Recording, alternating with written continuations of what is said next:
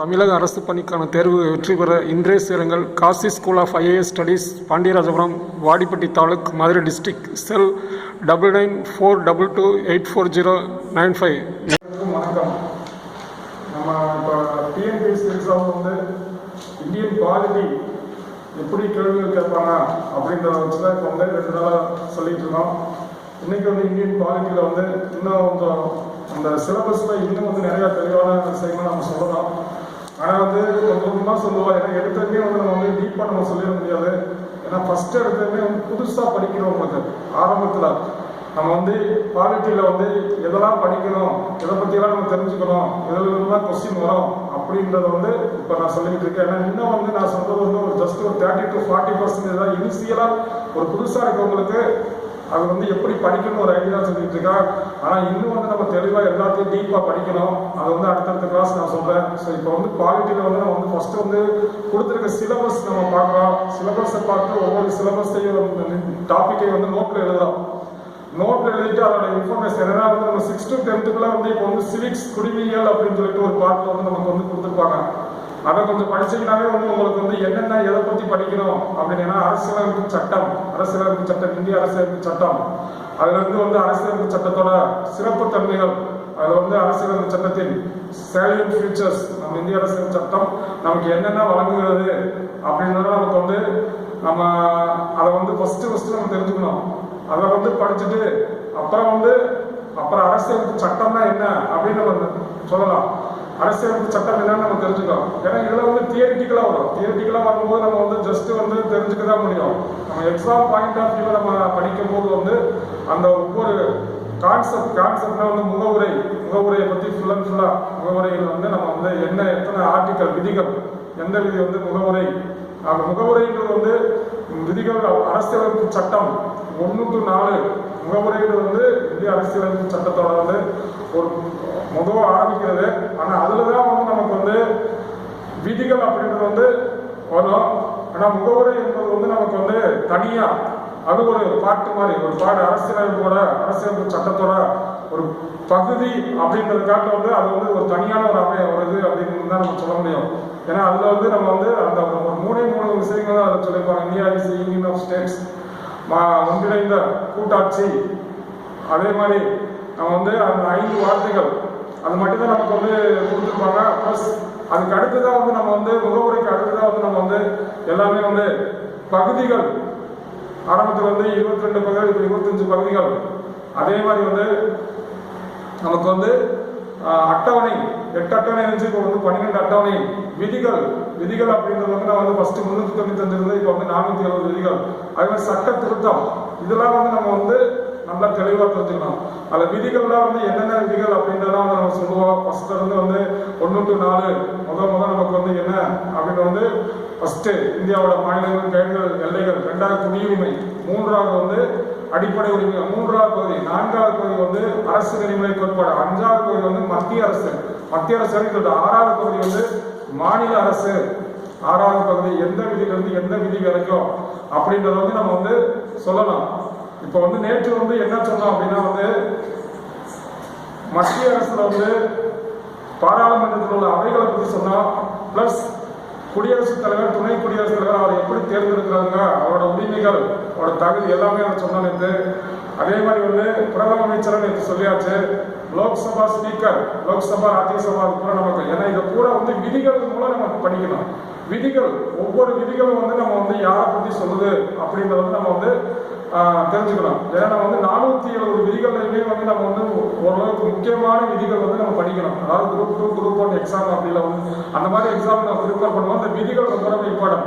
சும்மா 10th standard இந்த police இந்த மாதிரி சிம்பிளான ஒரு எக்ஸாம் ஜஸ்ட் ஒரு கான்செப்ட் மட்டும் தெரிஞ்சுக்கிட்டே போதும். விதிகள் ஏதாவது ஒரு ஜஸ்ட் சிம்பிளான ஒரு விதிகள் கேட்பாங்க. ஆனால் நம்ம ஃபுல்லாக குரூப் 2, குரூப் 1 இந்த மாதிரி எக்ஸாம் ஃபுல் அண்ட் ஃபுல்லாக இந்த 470 விதிகளோட இம்பார்ட்டன்ஸ், அது 25 பகுதிகள். ஒவ்வொரு பகுதியிலையும் நமக்கு எதை பற்றி நமக்கு சொல்கிறாங்க, ஒவ்வொரு விதிகளை பற்றி நம்ம தெளிவாக நம்ம சொல்லுவோம். தெளிவாக தெரிஞ்சுக்கணும். ஏன்னா இப்போ இந்தியன் பாலிட்டி அப்படின்றது ஆட்சி முறை. இந்தியாவில் ஆட்சி எப்படி பண்ணுறாங்க, அரசு, இந்தியாவில் ஆட்சியல், ஆட்சியல் அரசு, அரசாங்கம், அரசாங்கம். அரசுனா என்ன, அரசாங்கம்னா என்ன அப்படின்னு வந்து அரசுனா நேற்று சொன்னோம். அரசுனா வந்து பிரசிடென்ட், இந்தியாவில் வந்து உண்மையான அதிகாரம் பிரசிடென்ட். ஆனால் வந்து செயல் அதிகாரம் பிரைம் மினிஸ்டர், அரசாங்கம். அதான் நேற்று சொன்னோம். அதே மாதிரி வந்து இந்தியா வந்து 3 பார்ட்டா வந்து நம்ம வந்து ஃபர்ஸ்ட் வந்து லெஜிஸ்லேட்டிவ், அட்மினிஸ்ட்ரேட்டிவ் பிளஸ் ஜுடிஷியரி. இந்த பார்ட்ல வந்து லெஜிஸ்லேட்டிவ்ல வந்து நம்ம வந்து பாராளுமன்றம் இந்தியாவில் இருக்க மத்திய அரசுக்கு வந்து பாராளுமன்றம், மாநில அரசுக்கு வந்து சட்டமன்றம். ஒவ்வொரு மாநிலத்துக்கும் தனி சட்டமன்றங்கள். இதெல்லாம் எப்படி மாநில அரசு உருவாக்கப்பட்டது, மாநில அரசுக்கு வந்து எந்த விதிகள் சொல்லும், மாநில அரசு மட்டும் இப்போ வந்து நம்ம வந்து நேற்று சொன்ன 5ஆவது பகுதி மத்திய அரசு, 6வது பகுதி மாநில அரசு. மாநில அரசு மட்டும் வந்து நம்ம வந்து எத்தனை விதிகள், என்னென்ன விதிகள் முக்கியம் நேற்று சொன்னா மத்திய அரசு. நம்ம வந்து இந்த 25 பகுதிகளில் வந்து முதல் பகுதி எது, 2வது பகுதி எது, 3வது பகுதி எது, 4வது பகுதி எது, 5வது பகுதி எதுன்னு நம்ம சொல்லியாச்சு. 2 நாள் இருக்கா சொல்லிட்டு இருக்கோம். ஜஸ்ட் சிம்பிளா கேட்டுங்க. 25 பகுதிகளுமே நம்ம வந்து எதனை பத்திலாம் நம்ம சொல்லுது. அதே மாதிரி ஃபர்ஸ்ட் அட்டவணை 12 அட்டவணை நம்ம தெளிவா ஒவ்வொரு அட்டவணையில என்னென்ன இருக்கு. அதே மாதிரி வந்து நம்ம வந்து 470 விதிகள், அந்த 470 விதிகளுமே நம்ம முக்கியமாக நம்ம படிக்கணும். இதெல்லாம் படிக்கிறதா அது வந்து முக்கியமாக படிக்கணும். எல்லாமே இதான் இந்தியாவோட அரசு பிரசிடென்ட் பத்தி ஃபுல்லா படிப்பான். அவருக்கு என்ன விதியில் அவர் நியமிக்கிறாங்க, அவருக்கு என்ன உரிமைகள், அவருக்கு என்ன தகுதிகள், அவர் என்னென்ன வந்து ரைட்ஸ் இருக்கு ஒவ்வொரு துறையிலையும். அவர் வந்து நிர்வாகத்துறையில இருக்கு, சட்டமன்ற துறையில இருக்கு, நிதித்துறையில இருக்கு, நீதித்துறையில இருக்கு அப்படின்றத நம்ம வந்து தனித்தனியா படிப்போம். அதெல்லாம் என்னென்ன ஆர்டிகல்ஸ் அப்படின்றத நம்ம படிக்கணும். ஏன்னா இப்போ ஃபர்ஸ்ட் எடுத்துன்னு சொன்னோம் அப்படின்னா உங்களுக்கு வந்து கொஞ்சம் டீப்பா இருக்கிற மாதிரி இருக்கும். ஆனா அடுத்தடுத்து படிக்கணும். அடுத்தடுத்த ஸ்டேஜ் ஃபர்ஸ்ட் ஸ்டேஜ் வந்து group 4 stage, second group 2 stage, third group 1 stage. இப்போ நான் சொல்றது கூட வந்து குரூப் 4 ஸ்டேஜ்ல நான் சொல்லிட்டு இருக்கேன். குரூப் 4 ஸ்டேஜ்னா ஃபர்ஸ்ட் பேசிக் பாலிட்டி. ஏன்னா நம்ம வந்து 6 to 10th வரக்கூடிய சோசியல் சயின்ஸ் புக்கில் வந்து குடிமைகள் அதை எடுத்து நம்ம வந்து படிக்கணும். படிக்கும் போது அரசாங்கம் வந்து உலகத்தில் வந்து இருக்கிற வேர்ல்டு கண்ட்ரீஸ்ல என்னென்ன வகையான அரசாங்கம் இருக்கு அப்படின்னு எனக்கு சொன்னா, பாராளுமன்ற முறை அரசாங்கம், தலைவர் முறை அரசாங்கம், அதே மாதிரி வந்து கூட்டாட்சி முறை அரசாங்கம். இதெல்லாம் ஆரம்ப காலத்துல ஒவ்வொரு கண்ட்ரியோட அரசியலமைப்பு சட்டம், கான்ஸ்டியூஷன், நேற்று சொன்ன எழுதப்படாத அரசியலமைப்பு. நம்ம இங்கிலாந்தோட அரசியலமைப்பு சட்டம் எப்படி இருக்கோ அங்க எழுதப்படல. அதே மாதிரி அமெரிக்காவோட அரசியலமைப்பு சட்டம், அமெரிக்காவோட கான்ஸ்டியூஷன், அதுல இருக்கக்கூடிய அமெரிக்காவோட பாராளுமன்றம், நம்ம இந்தியாவில் இருக்க மாதிரி பாராளுமன்றம், அங்க அமெரிக்காவோட பாராளுமன்றத்திற்கு என்ன பேரு, அதுல மேலவை, கீழவை, மக்களவை, மாநிலங்கள். நம்ம இந்தியாவில் அங்க வந்து இங்கிலாந்துல வந்து பிரபுக்களவை, கீழவை, மக்களவை. இந்த மாதிரி ஒவ்வொரு நாட்டுக்கும் நம்ம இந்தியாவோட நேற்று நம்ம சொன்னா, இந்த நேற்று வந்து இந்தியா வந்து அரசியலமைப்பு சட்டத்தை உருவாக்குறது பல்வேறு நாடுகளில் இருந்து ஒவ்வொரு கொள்கைகளையும் நம்ம பின்பற்றி நம்ம வந்து எடுத்திருக்கோம். அந்த நாட்டோட கான்ஸ்டியூஷன் முறை நம்ம வந்து தெரிஞ்சிருக்கணும். இப்போ வந்து நம்ம வந்து இங்கிலாந்து, நம்ம வந்து பாராளுமன்றம் இங்கிலாந்து, அதோட அரசியலமைப்பு, கூட்டாட்சி முறை கனடா, அடிப்படை உரிமைகள் அமெரிக்கா, அரசு நெறிமுறை கோட்பாடு அயர்லாந்து, சட்டத்திருத்தம் வந்து தென்னாப்பிரிக்காவோட அரசியலமைப்பு சட்டம், கான்ஸ்டியூஷன். இந்த மாதிரி அதெல்லாம் பார்த்துதான் பிஆர் அம்பேத்கரும் பிளஸ் அந்த குழுவில் இருக்க உறுப்பினர்களோட வந்து நம்ம இந்தியாவுக்கு வந்து ஒரு நல்ல ஒரு சிறப்பான ஒரு அரசியலமைப்பு சட்டம் உருவாக்கணும் அப்படின்னு சொல்லி எல்லா நாடுகளில் இருந்து ஒவ்வொரு பிரின்சிபலை எடுத்து நம்ம இந்திய அரசியலமைப்பு சட்டம் உருவாக்கியிருக்கோம். ஸோ இதெல்லாம் வந்து நம்ம வந்து தெளிவாக நம்ம படிப்போம், ஒவ்வொரு ஸ்டேஜில் படிப்போம். இப்போ வந்து மத்திய அரசு வந்து நேற்று சொல்லியாச்சு. நீங்க மாநில அரசுல வந்து முதலமைச்சர், ஓகே, மாநில அமைச்சர் தான் கவர்னர். ஓகே, கவர்னரை யார் நியமனம் பண்றது அப்படின்னா பிரசிடென்ட். அங்க எப்படி பிரசிடென்ட் வந்து உண்மையான அதிகாரம், இங்க நம்ம மாநிலத்தில் வந்து உண்மையான அதிகாரம் தான் கவர்னர். செயல் அதிகாரம் கூட வந்து முதலமைச்சர். எப்படி அந்த ரெண்டு இருக்கு அப்படியே நம்ம கம்பேர் பண்ணிக்கலாம். பிரசிடென்ட் இங்க ஒவ்வொரு மாநிலத்திலும் கவர்னர், அந்த அதே மாதிரி வந்து அங்க பிரைம் மினிஸ்டர், இங்க முதலமைச்சர். இப்போ வந்து நம்ம வந்து மாநில அரசு, தமிழ்நாடு ஒரு மாநிலம், கர்நாடகா, கேரளா, ஆந்திரபிரதேச, ஒவ்வொரு மாநிலங்கள் நேற்று சொன்ன 28 மாநிலங்கள் இருக்கு. 28 மாநிலங்கள், 9 யூனியன் பிரதேசங்கள். அந்த மாநிலங்கள்ல வந்து சட்டமன்றம், state legislative assembly, chief minister இருப்பாங்க. ஆனா யூனியன் பிரதேசங்கள்ல வந்து 9 வந்து ஓகேவா, 9னா வந்து நம்ம டெல்லி ஒரு கேபிட்டல் பகுதி அப்படின்னு விட்டா மீதி 8ல வந்து நமக்கு வந்து 7ல வந்து சட்டமன்றம் இருக்காது. ஒன்னே வந்து சட்டமன்றம் இருக்கும். யூனியன் பிரதேசம் அப்படின்னா மக்கள் தொகையோட அளவு. ஸ்டேட்டுக்கும் யூனியன் பிரதேசம்னா ஒன்றியம். யூனியன்றது ஒரு ஆங்கில வார்த்தை, அதுக்கு வந்து ஒன்றிய பிரதேசம்னு பழைய புத்தகத்துல அந்த வார்த்தைகளுக்கு வந்து தமிழ் மீனிங் ஒன்றிய பிரதேசம். இந்தியாவில் வந்து எத்தனை மாநிலங்கள், எத்தனை ஒன்றிய பிரதேசங்கள் இருக்கு அப்படின்னு கூட நமக்கு ஒரு கேள்விகள் கேட்பாங்க. அது கூட நமக்கு தெரியும். இந்தியா என்பது என்ன, 28 மாநிலங்கள், அதுல வந்து எத்தனை ஒன்றிய பிரதேசம்? டெல்லி சேர்த்தோம்னா 9, டெல்லி சேர்க்கலான 8. அந்த 8 ஒன்றிய பிரதேசங்கள்ல ஒரே ஒரு ஒன்றிய பிரதேசத்துல மட்டும் சட்டமன்றம் இருக்கும். ஏன்னா வந்து நம்ம வந்து இந்த வந்து மாநிலம் அப்படின்னா மக்கள் தொகையில் அதிகமா இருக்கும். மக்கள் தொகை அதிகமா இருக்குது, அதுக்கு தனியா வந்து ஒரு சட்டமன்றத்துல வந்து ஓகே தனியா நம்ம வந்து சுதந்திரமா ஆட்சி செய்யலாம். மாகாண சுயாட்சி முறை அப்படின்னு நம்ம அரசியலமைப்பு சட்டத்துல இருக்கு. ஒவ்வொரு மாநிலத்திலையுமே மாநிலங்கள் வந்து நம்ம சுதந்திரமா ஆட்சி செய்யலாம். மாநிலத்துல பூரா வந்து நம்ம வந்து சட்டமன்றம் இருக்கும். 28 மாநில சட்டமன்றம் இருக்கும். அதே மாதிரி யூனியன் பிரதேசத்துல சட்டமன்றம் இருக்காது. அங்க வந்து லெப்டினன்ட் கவர்னர் அப்படின்னு சொல்லிட்டு ஒரு துணைநிலை ஆளுநர், கவர்னர் லெப்டினன்ட். இப்ப நம்ம பாண்டிச்சேரியில ஓகே யார் இருக்காங்க? இந்தியா முதல் பெண் IPS இருந்தாங்க, ட்ரெயின் பண்ணி இருந்தாங்க. அதுக்கடுத்து இப்ப தமிழிசை சவுந்தரராஜன் வந்திருக்காங்களா. துணைநிலை பாண்டிச்சேரியில வந்து ஒரு லெப்டினன்ட் கவர்னர் இருக்காங்க, ஒரு துணைநிலை ஆளுநர் இருப்பாங்க. ஆனா பாண்டிச்சேரியில புதுச்சேரி ஓகே அது ஒரு யூனியன் பிரதேசம், ஒன்றிய பிரதேசம். நம்ம என்னென்ன நம்ம தெரிஞ்சுக்கலாம். இதெல்லாம் நம்ம தெரிஞ்சுட்டு நம்ம படிக்கும்போது இன்னும் நல்லா தெளிவாக படிப்போம். ஃபர்ஸ்ட் 28 மாநிலங்கள், 28 மாநிலத்தோட தலைநகர், 28 மாநிலங்கள் எங்கெங்க இருக்குது இந்தியா மேப்ல தெரிஞ்சுட்டு அப்புறம் வந்து யூனியன் ஒன்றிய பிரதேசம், 8 ஒன்றிய பிரதேசம். அதாவது டெல்லி சேர்த்தாங்க. டெல்லியிலையும் நம்ம சட்டமன்றம் இருக்கு. ஓகே 9 தான் வந்து எத்தனை யூனியன் பிரதேசத்துல எத்தனை ஒன்றிய பிரதேசத்துல வந்து சட்டமன்றம் இருக்கு? 2. டெல்லி பிளஸ் பாண்டிச்சேரி, புதுச்சேரி. மீதி 7ல வந்து கொஞ்சம் கன்ஃபியூஸ்டா உங்களுக்கு இருந்தாலும் நீங்க வந்து கரெக்டா அண்டர்ஸ்டாண்ட் பண்ணிக்கோங்க. ஏன்னா இன்னும் வந்து நம்ம தெளிவான ஒரு இதுக்கு வந்து நம்ம வரல அப்படின்னா ஒரு சில புக்கில் வந்து யூனியன் பிரதேசம் 9 கொடுக்குறாங்க, ஒரு சில புத்தகங்கள் வந்து 8 கொடுக்குறாங்க. யூனியன் பிரதேசம் அப்படின்னா வந்து மக்கள் தொகை குறைவா இருக்குன்னா பிளஸ் அதுல வந்து நம்ம வந்து சட்டமன்றம் இருக்காது. ஆனா அந்த சட்டமன்றம் வந்து புதுச்சேரியில இருக்கு. டெல்லி ஆனா புதுச்சேரி வந்து ரொம்ப கம்மியான மக்களவை உறுப்பினர் எண்ணிக்கையை பொறுத்து. ஸோ இப்போ வந்து இன்னும் நல்லா தெளிவாக சொல்றோம். இந்த மாநில முதலமைச்சர்களை பத்தி நம்ம வந்து கண்டிப்பா வந்து தெரிஞ்சுக்கலாம். ஓகே அதற்கு மாநில அரசு தமிழ்நாடு சட்டமன்றம், தமிழ்நாடு சட்டமன்றம் மாதிரி ஒவ்வொரு மாநிலத்துக்கும் சட்டமன்றம் இருக்கும். ஒவ்வொரு மாநிலத்தோட சட்டமன்றத்துல தான் வந்து தேர்தல் நடத்துவாங்க.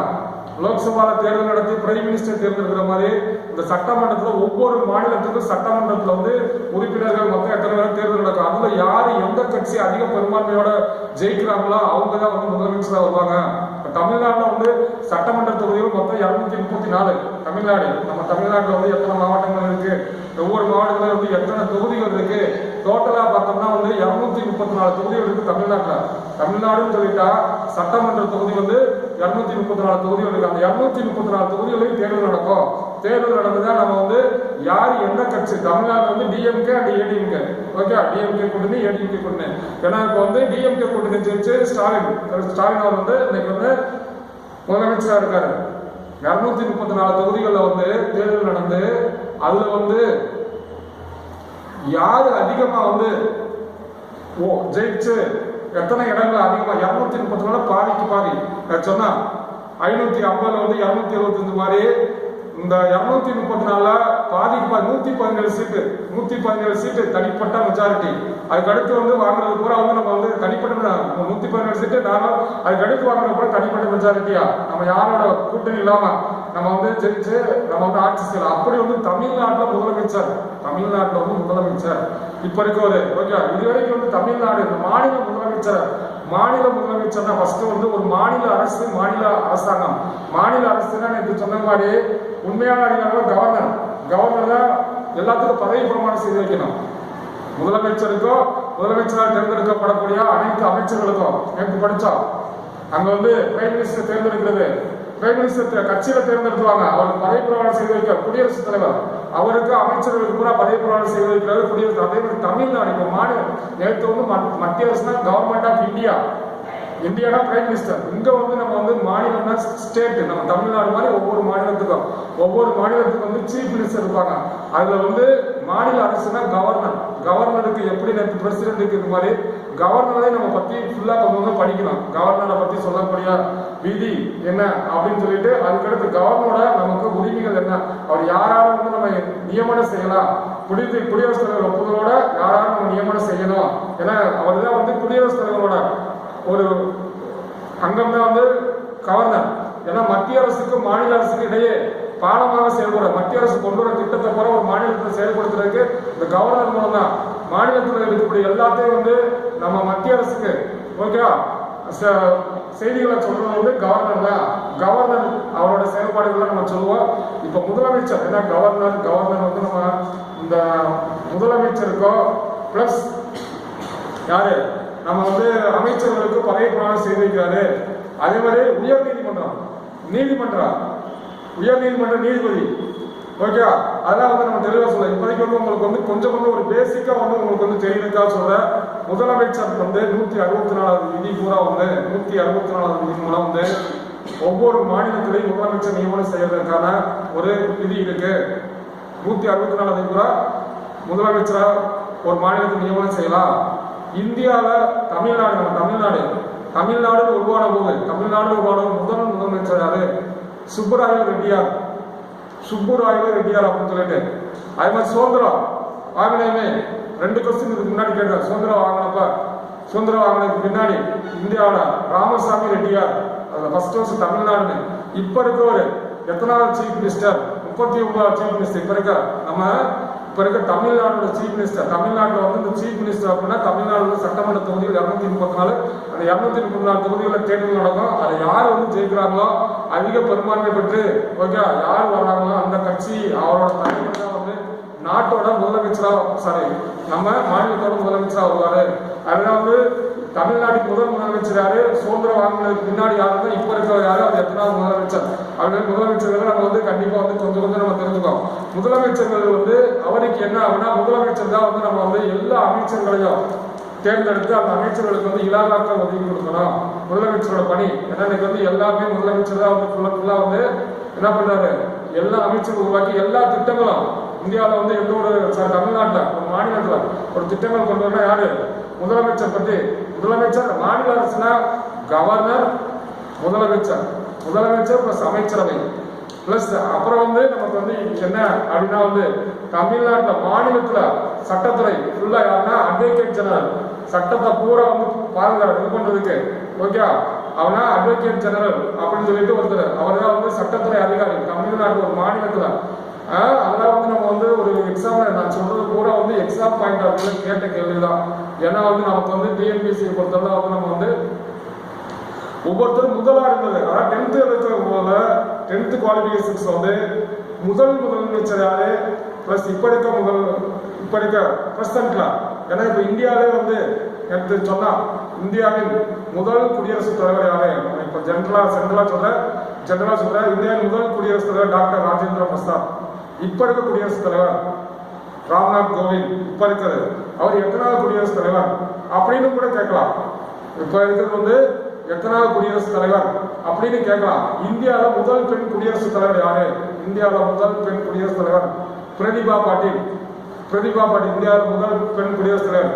ஏபிஜே அப்துல் கலாம் அவர் எத்தனாவது குடியரசுத் தலைவராக இருந்தாரு? அவரோட காலம் என்ன அப்படின்றது நம்ம தெரியும். குடியரசுத் தலைவர் ஃபுல்லா வந்து நம்ம வந்து தெரிஞ்சிருக்கலாம். முதல் குடியரசுத் தலைவர், முதல் துணை குடியரசுத் தலைவர் யாரு? டாக்டர் ராதாகிருஷ்ணன். இப்ப இருக்க குடியரசுத் தலைவர் யாரு? இப்ப இருக்க துணை குடியரசுத் தலைவர் யாரு? இந்தியாவில் முதல் பெண் குடியரசுத் தலைவர் யாரு அப்படின்றத நம்ம வந்து ஒரு ஜஸ்ட் சிம்பிளான கொஸ்டின். அதே மாதிரிதான் இந்தியாவோட முதல் பிரதமர் யாரு? இந்தியாவோட முதல் பிரதமர் ஜவஹர்லால் நேரு. இந்தியாவோட முதல் பிரதமர் இந்தியாவின் முதல் துணை பிரதமர் சர்தார் வல்லபாய் பட்டேல். அதே மாதிரி இப்ப இருக்க பிரதமர் நரேந்திர மோடி.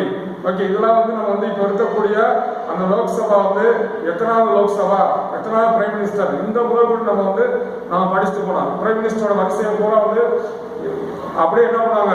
ஒரு பிரைம் மினிஸ்டர் கொடுத்து இவர் எந்த ஆண்டுல ஆட்சி செஞ்சாங்க இல்லாட்டி பிரைம் மினிஸ்டரா கொடுத்து பிரதம மினிஸ்டரா கொடுத்து வரிசை கொடுத்துருவாங்க. யாரு முதல், யார் ரெண்டாவது, யார் மூணாவது அப்படின்னு. அதே மாதிரி இந்தியாவின் சபாநாயகர், லோக்சபா ஸ்பீக்கர். அந்த ஸ்பீக்கர் பத்தி சொன்னா, ஸ்பீக்கர் பத்தி ரொம்ப அதிகமா சொன்னா ஸ்பீக்கர் குடியரசு பிரைம் மினிஸ்டர் வரைக்கும் சொல்லியாச்சு. ஸ்பீக்கர் பத்தி நம்ம சொல்லும் போது ஸ்பீக்கருக்கு வந்து ரொம்ப சிம்பிளா அவர் தான் வந்து கூட்டத்துக்கு தலைமை தாங்குவார். லோக்சபாவின் தலைவர் பிரைம் மினிஸ்டர், மக்களவையின் தலைவர் வந்து யாரு? பிரதம மந்திரி. எல்லாம் கேட்டிருக்காங்க. மக்களவை சொன்ன லோக்சபா. அதாவது நான் சொன்ன வந்து நீங்க திருப்பி கேட்டாதான் உங்களுக்கு புரியும். ஏன்னா வந்து படிக்கிறதுன்றது வந்து எக்ஸாம் பாயிண்ட் ஆஃப் வியூ, தெரிஞ்சுக்கிறதுன்றது வந்து கேட்கறது மூலம் தான் நீங்கள் தெரிஞ்சுக்க முடியும். நிறைய வந்து உங்களுக்கு வந்து இதை பற்றிலாம் தெரியணும், அதை பற்றி அடுத்து படிக்கிறது புரியணும் அப்படின்னா கேட்கணும். நம்ம லோக்சபானா என்ன, ராஜ்யசபானா என்ன, லோக்சபாவில் எத்தனை உறுப்பினர், ராஜ்யசபாவில் எத்தனை உறுப்பினர், லோக்சபாவுக்கு தலைவர் யாரு, லோக்சபாவுக்கு தலைவர் வந்து நேற்று சொன்னா பிரைம் மினிஸ்டர் சொன்னோம். ஆனால் லோக்சபாவில் நடக்கக்கூடிய கூட்டத்திற்கு தலைமை தாங்குபவர் சபாநாயகர்.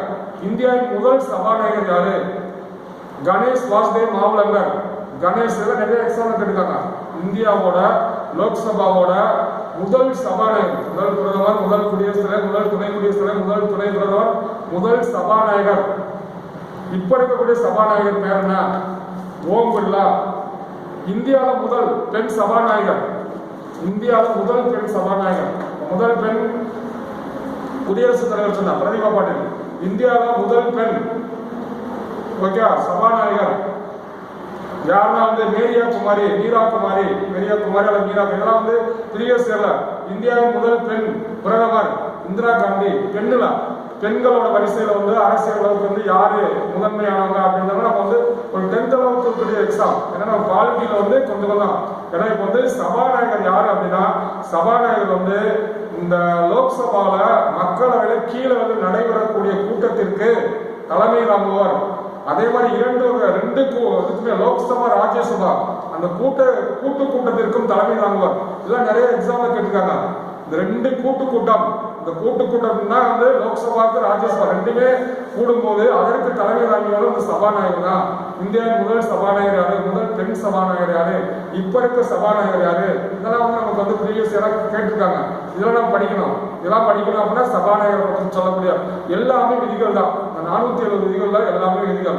அதே மாதிரி கவர்னர், தமிழ்நாடு ஒரு மாநில அரசோட கவர்னர், மாநில அரசு பத்தி நம்ம வந்து தெரியணும் அப்படின்னா ஃபர்ஸ்ட் வந்து இந்த கவர்னரை பத்தி நம்ம வந்து ஃபுல்லா வந்து அவரோட அதிகாரங்கள் கூட என்ன இருக்கு அப்படின்னு நம்ம சொல்லுவோம். அதே மாதிரி முதலமைச்சரோட அமைச்சரவை, அப்புறம் அவர் வந்து யாரெல்லாம் வந்து கவர்னர் ஓகே கவர்னர் யாரால பிரசிடென்டோட மூலம் இந்தியாவில் மாநிலத்தில் நியமனம் செய்ய முடியும், இந்தியாவில் யாரெல்லாம் வந்து உயர் அதிகாரிகள் அவங்கெல்லாம் யாரு, மாநில ஆட்சி எப்படி, மாநில ஆட்சி அதே மாதிரி சட்டமன்றம், நிர்வாகம், நீதித்துறை. இப்ப இந்திய அளவுக்கு நீதித்துறை 3வது பார்ட்டு. ஃபர்ஸ்ட் வந்து சட்டமன்றம், லெஜிஸ்லேட்டிவ், அட்மினிஸ்ட்ரேட்டிவ் கூட கவர்மெண்ட் ஆபீசஸ் ஃபுல்லா எல்லாமே கவர்மெண்ட் அட்மினிஸ்ட்ரேட்டிவ் நிர்வாகம் ஃபுல்லா.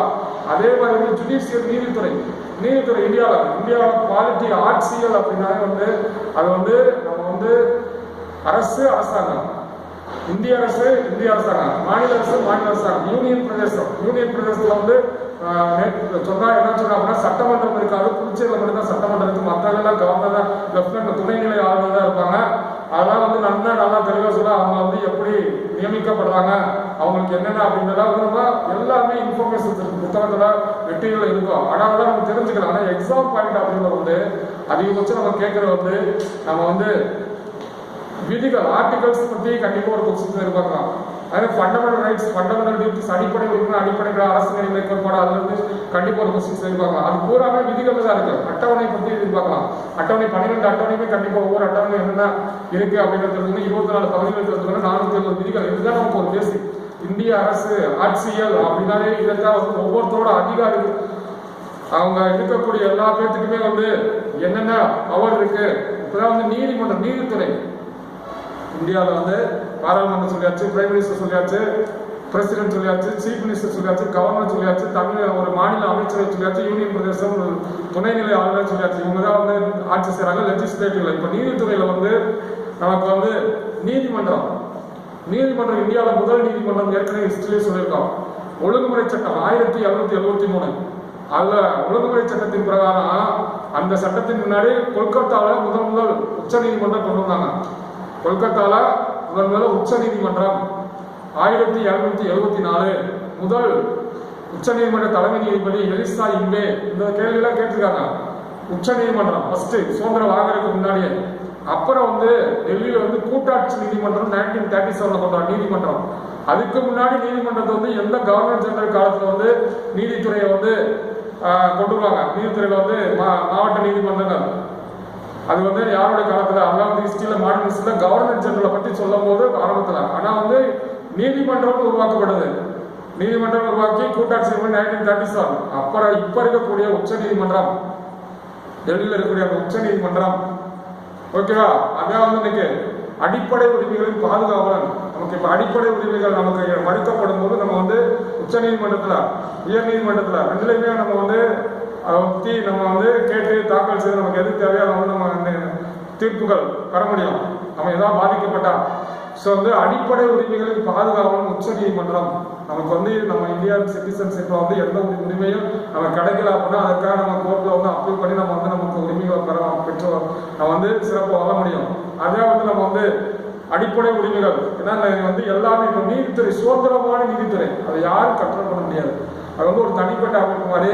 அந்த நீதிபதி வந்து அவங்க தனியா இந்தியாவில் வந்து மக்களுக்கு தேவையான எல்லாத்தையும் நீதி அவங்க கொடுக்கலாம். அதை யாரும் தலையிட்டு நீதிபதியை வந்து அவங்க யார் சொல்றது அவங்க கேட்கணும். ஆனால் சுதந்திரமான நீதித்துறை இந்தியாவோட அரசியல் சட்டத்தின் சிறப்பியல்களை வந்து சுதந்திரமான நீதித்துறை அப்படின்றத வந்து நீதிமன்றம் உச்ச நீதிமன்றம் எப்போ உருவாக்கப்பட்டது? ஜனவரி 28, 1950. நேற்று எலெக்ஷன் கமிஷன் சொன்னா ஜனவரி 25 எலெக்ஷன் 1950. அதே மாதிரி ஜனவரி 24 இந்திய தேசிய கீதம் நம்ம வந்து ஏற்றுக்கொள்ளப்பட்ட நாள். ஓகே, நம்ம ஒவ்வொரு இதுவுமே வந்து ஏற்றுக்கொள்ளப்பட்ட நாள் படிப்போம். நம்ம நேஷனல் எம்பளம் பாலிட்டியில் வந்து நம்ம இந்திய அரசு சின்னம், இந்திய அரசு நேஷனல் நம்மளோட தேசிய சின்னம், தேசிய கொடி, தேசிய கீதம் இதெல்லாம் வந்து இந்தியாவில் வந்து எப்ப ஏற்றுக்கொண்டு நடைமுறைப்படுத்தப்பட்டது? இந்தியாவில் வந்து தேசிய கொடி எப்ப ஏற்றுக்கொள்ளப்பட்டது?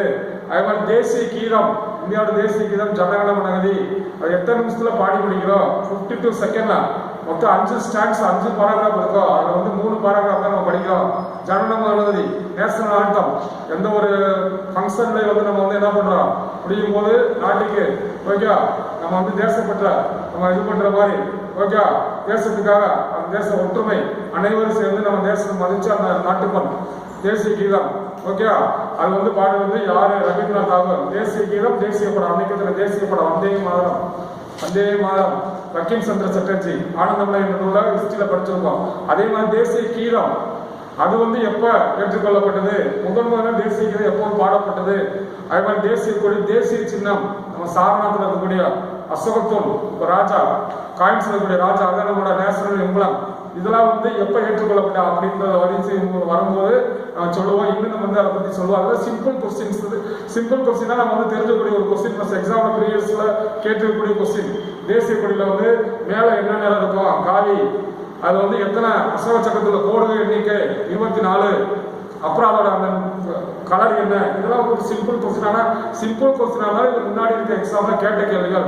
ஸோ இதெல்லாம் படிப்போம். அப்பதான் வந்து நம்ம படிக்கும் போது இந்தியாவில் வந்து இப்ப இருக்கக்கூடிய உச்ச நீதிமன்றம் ஜனவரி 28, 1950 உருவாக்கப்பட்டது.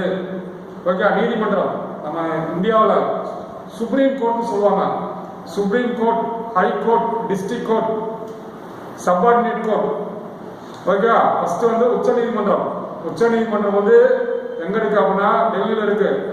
1950 உருவாக்குனாங்க. அதுல மொத்தம் எத்தனை நீதிபதிகள் இருக்கா? ஒரு தலைமை நீதிபதி, 33 நீதிபதிகள். ஒரு தலைமை நீதிபதி, chief justice of supreme court. அவர் தான் உச்ச நீதிமன்ற தலைமை நீதிபதி. அவர் தான் குடியரசுத் தலைவருக்கு பதவி பிரமாணம் செய்து வைக்கலாம். அன்னைக்கே சொன்னா குடியரசுத் தலைவர், துணை குடியரசுத் தலைவர் நாட்டில் இல்லாத போது அவங்க 2 பேரும் குடியரசுத் தலைவரை யாரு நாட்டு குடியரசுத் தலைவரோட பதவியை யாரு பார்க்கணும் அப்படின்னா உச்ச நீதிமன்ற தலைமை நீதிபதி தான் பார்க்கணும். அவங்க 2 பேரும் பிரசிடன்ட் இல்லாத அப்ப நம்ம இந்தியாவோட குடியரசுத் தலைவரோட பதவியை யாரு பார்க்கணும் அப்படின்னா நம்ம உச்ச நீதிமன்ற தலைமை நீதிபதி. உச்ச நீதிமன்ற தலைமை நீதிபதி வந்து நம்ம வந்து அவருக்கு வந்து எத்தனாவது உச்ச நீதிமன்ற தலைமை நீதிபதி, அவருக்கு என்னென்ன தகுதிகள், அவர் வந்து என்னென்ன தகுதிகள் இருந்தால் உச்ச நீதிமன்ற தலைமை நீதிபதியா நம்ம வந்து வர முடியும் அப்படின்றதையும் நம்ம வந்து படிப்போம். அதே மாதிரி வந்து உச்ச நீதிமன்றம் ஓகே இது வந்து இந்திய அளவுக்கு மாநிலத்துக்கு மாநிலம் ப்ராப்ளம் ஏற்பட்டா, ஒரு மாநிலத்துக்கு மாநிலம் ப்ராப்ளம் ஏற்பட்ட, மாநிலத்துக்கு மாநிலம் சண்டை ஏதாவது ஒரு விதத்துல கருத்து வேறுபாடு அப்படின்னா அவங்க உச்ச நீதிமன்றத்தை தலையிட்டு 2 பேர்த்துக்கும். அதே மாதிரி வந்து உயர் நீதிமன்றம் தமிழ்நாட்டில் வந்து ஒரு மாநில அளவுக்கு இருக்கு உயர் நீதிமன்றம். மாநில அளவுக்கு உயர் நீதிமன்றம் இப்ப தமிழ்நாட்டில் வந்து சென்னையில இருக்கு. சென்னையில உயர் நீதிமன்றம். மொத்தம் இந்தியாவில் வந்து ஒவ்வொரு மாநிலத்துக்கும் ஓகே உயர் நீதிமன்றம் இருக்கணும். ஆனா இருந்தாலும் வந்து இன்னைக்கு வந்து 25 உயர் நீதிமன்றங்கள் தான் இருக்கு. ஒவ்வொரு 2 ஸ்டேட்டுக்கு ஒரு நீதிமன்றம், உயர் நீதிமன்றம், ஹை கோர்ட்னு சொல்லுவாங்க. ஓகே, தமிழ்நாட்டில் உயர் நீதிமன்றம் எங்க இருக்கு? நம்ம வந்து சென்னையில் இருக்கு, தமிழ்நாட்டில் உயர்நீதிமன்றம், மொத்தம் இந்தியாவில் ஒரு மாநில அளவுக்கு இருக்கக்கூடிய நீதிமன்றங்கள் உயர் நீதிமன்றங்கள். மொத்தம் இந்தியாவில் 25 நீதிமன்றங்கள் இருக்கு. தமிழ்நாட்டில் சென்னை இருக்கு. உயர் நீதிமன்ற நீதிபதி, உச்ச நீதிமன்ற நீதிபதி, அவங்களோட பதவிக்காலம் 65 ஆண்டுகள். 65 ஆண்டுகள் வரைக்கும் அவங்க நீதிபதியா, தலைமை நீதிபதியா இருக்கலாம். உச்ச நீதிமன்ற தலைமை நீதிபதி, உயர் நீதிமன்றம். அவங்க கேட்கறது வந்து இந்தியாவில் வந்து எத்தனை உயர் நீதிமன்றங்கள் இருக்குன்னு கேட்பாங்க. ஓகேவா? கடைசியாக சேர்க்கப்பட்ட உயர் நீதிமன்றம் எது அப்படின்றது நம்ம வந்து தெரிஞ்சக்கூடிய ஒன்று. ஏன்னா இப்போ கரண்ட் அஃபேர்ஸ் கேட்டால் இப்போ இருக்க கடைசியா அப்படின்றது வந்து நமக்கு தேவைப்படைக்கு உயர் நீதிமன்றம் எத்தனை இருக்கு? உயர் நீதிமன்ற தலைமை நீதிபதி யாரு? உயர் நீதிமன்ற தலைமை நீதிபதி அதோட வந்து அவர் ஓய்வு பெறும் வயது. இந்த மாதிரி சிம்பிள் கொஸ்டின் நம்ம இப்போ நீதிமன்றங்கள். அப்புறம் மாவட்ட நீதிமன்றங்கள் இருக்கு. ஒவ்வொரு மாவட்டத்துக்கும் ஒரு நீதிமன்றம் இருக்கு. வந்து மாவட்ட அளவுக்குள்ள பிரச்சனைகள். ஒரு மாவட்டத்துக்குள்ள ஒரு தாலுக்கு அளவுக்கு தாலுக்கு கோர்ட்டு, ஒரு தாலுக்குள்ள ஒரு சிம்பிள் ப்ராப்ளம்னா தாலுகா கோர்ட்ல வந்து நம்ம அப்பீல் பண்ணி தாலுகா கோர்ட்ல நமக்கு வந்து சரியான நீதி கிடைக்கல அப்படின்னா அது கொஞ்சம் அங்க இதாச்சு அப்படின்னா நம்ம மாவட்ட நீதிமன்றங்கள் முறையிடணும். மாவட்ட நீதிமன்றங்கள் அப்படின்னா அந்த மாவட்டத்துக்கு மாவட்டம் ஒவ்வொரு மாவட்டத்துக்கு நீதிமன்றம். ஓகே, அது மாதிரி மாவட்ட அளவுக்கு மாவட்ட நீதிமன்றங்கள். அந்த மாவட்ட அளவுக்கு நமக்கு நீதிமன்றம் சரியா வந்து நமக்கு தீர்ப்புகள் கிடைக்கல அப்படின்னா நம்ம வந்து ஹைகோர்ட்டு, உயர் நீதிமன்றத்துக்கு போவோம். அங்கேயும் சரியான உச்ச நீதிமன்றம். இதை நமக்கு வந்து சில சினிமா திரைப்படங்களாக நான் ஹைகோர்ட்டு போறேன் அப்படின்னா சொல்லுவாங்க. இந்த மாதிரி வந்து நம்ம வந்து எங்க சரியா தீர்ப்பு கடைசியில் உச்ச நீதிமன்றத்துக்கு போய் நம்ம வந்து தீர்ப்புகள் வந்து நம்ம சரியா பெறுவது இருக்கு.